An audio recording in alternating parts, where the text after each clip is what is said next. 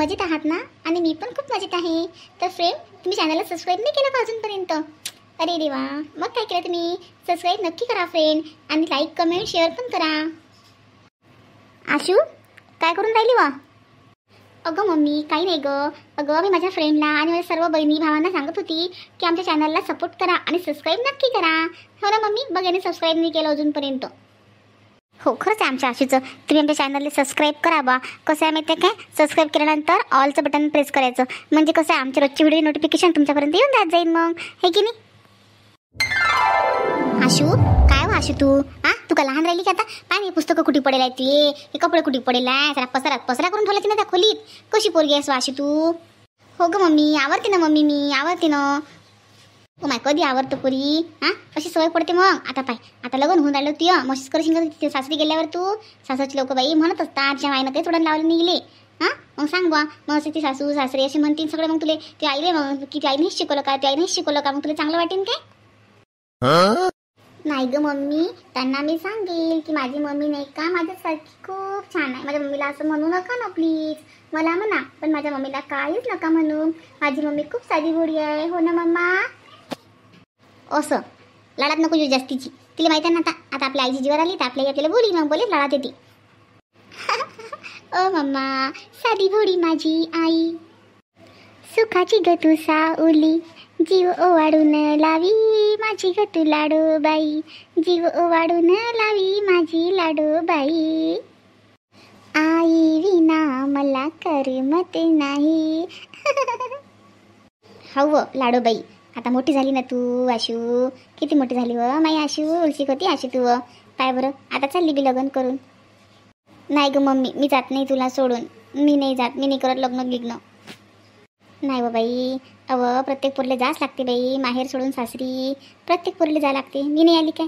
मी बी आली की तुमच्या घरी मग माहेर सोडून, तसं तुला बी जा लागते बाई व. नाही ग मम्मी, मी नाही जात म्हटलं ना तुला. मला काही माहीत नाही ते काय जगाची रीत आहे काय नाही तर, पण मला नाही जायचं तुला सोडून. मला तुझ्याच जवळ राहायचं आहे. दादा कसं तुझ्या जवळ राहील बघ बरं. मग मी का नाही राहू? तू मुलगा आहे म्हणून तुझ्या जवळ राहील, आणि मी मुलगी आहे म्हणून कसं असेल जाऊ का?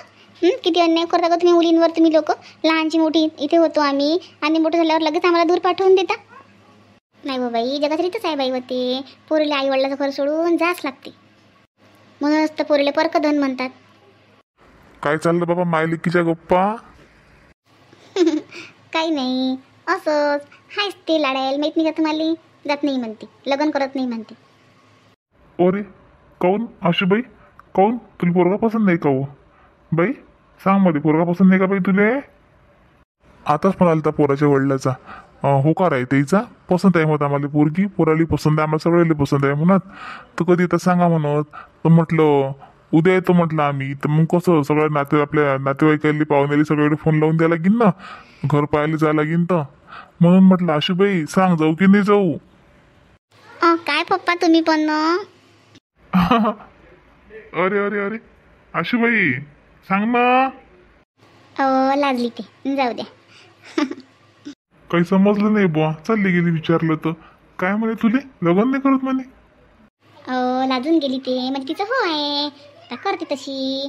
नाही जा वाटत पोरीले, माय बापाले सोडून कोणी पोरीले जाताना दुःख नाही वाटत काय? संध्या, एक गोष्ट खरी आहे काय, 100% खरी आहे. एका स्त्रीचं मन समजायसाठी एक स्त्री म्हणूनच जन्माला या लागते.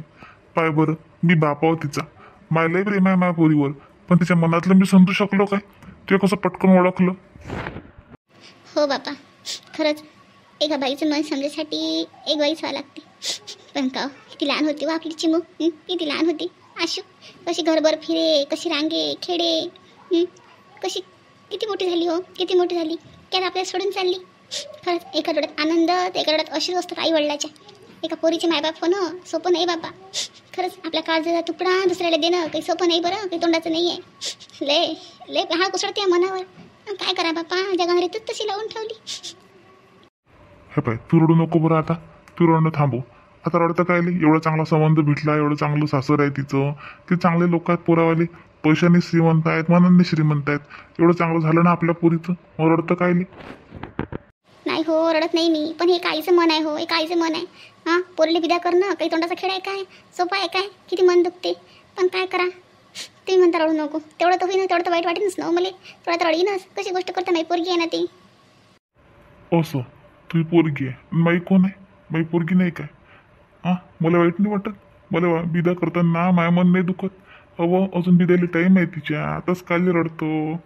आणि एक आई रडून दाखवते हो, पण बाप हा अंधळून रडते, मनातून रडते बाप. त्या बापाचे आसू दिसत नाहीत आणि आईचे आसू दिसतात. मला वाईट नाही वाटत काय? मग आता किती रडायची आहे माई आशू? अश्विनी ये ना, कसा जगू तुझ्या विना मी राणी ग, तुझ्या विना ही जिंदगीत आणि बानी ग, ये ना प्रिय, ये ना प्रिय. बापा देवाजी, लयच खुश दिसू राहिले बापा तुम्ही तर. अश्विनी ये ना. येते लवकरच येते अश्विनी. आ अरे वहिनी, नाही तसं काही नाही. काही बोलताय का तुम्ही? असं काही बोलतो मी. ऐकलं म्हटलं आम्ही सगळं. बापा अश्विनीनं लय जादू केली बापा पहिल्याच भेटीत आमच्या देवरजीवर. काय देवरजी, एवढी आवडली का तुम्हाला अश्विनी? कोण वहिनी? आशू ना? हां, चांगली आहे ना आशू, तशी खरंच चांगली आहे. दिसायला चांगली आहे, शिकलेली आहे, एकदम व्यवस्थित आहे वहिनी. जशी म्हणजे मला पाहिजे होती की नाही तशीच आहे.